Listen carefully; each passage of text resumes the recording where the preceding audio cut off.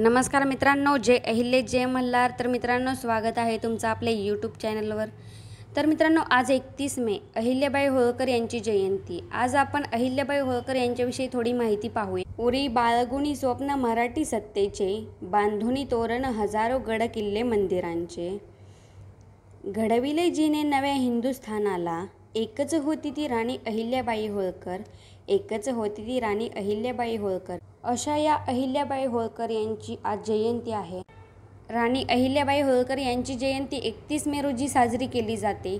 अहिल्याबाई यांचा जन्म 1725 मध्ये अहमदनगर, महाराष्ट्रातील चौंडी गावात झाला.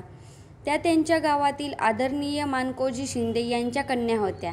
त्या कोणत्याही राजघराण्यातील नव्हत्या, पण एके दिवशी राज्याची सत्ता त्यांच्या हातात आली. एक सामान्य कुटुंबातील मुलगी असामान्य जबाबदाऱ्या पार पाडू लागली. तसेच मल्हारराव होळकरांचा एकुलता एक मुलगा खंडेराव याला अशी पत्नी हवी होती जी आपल्या मुलाला गादी सांभाळण्यात मदत करू शकेल. या दरम्यान त्यांची अहिल्याशी भेट झाली. सहलीनंतर ते चौंडी गावातून जात असताना संध्याकाळच्या आरतीदरम्यान एक मुलीच्या भजनाने त्यांचे लक्ष वेधून घेतले. अहिल्याचे गुण आणि संस्कार पाहून ते इतके प्रभावित झाले की त्यांनी आपला मुलगा खंडेराव होळकर यांचा विवाह अहिल्याबाई होळकर यांच्याशी करून दिला.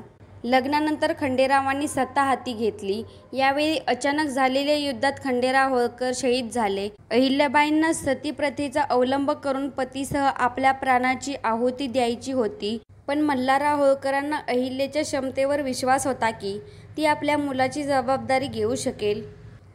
त्यांनी अहिल्याबाईंना आपल्या मुलाप्रमाणे वाढवले आणि अहिल्याबाई मल्हाररावांना राज्याच्या कारभारात मदत करू लागल्या.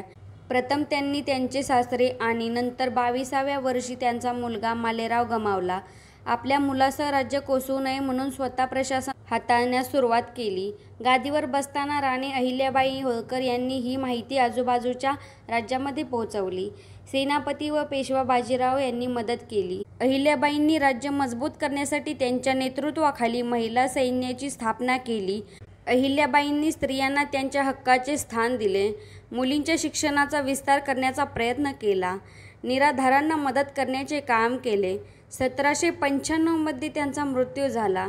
तर अशाच महान राजमाता पुण्यश्लोक अहिल्याबाई होळकर यांना माझ्याकडून कोटी कोटी प्रणाम. धन्यवाद. जय अहिल्या जय मल्हार.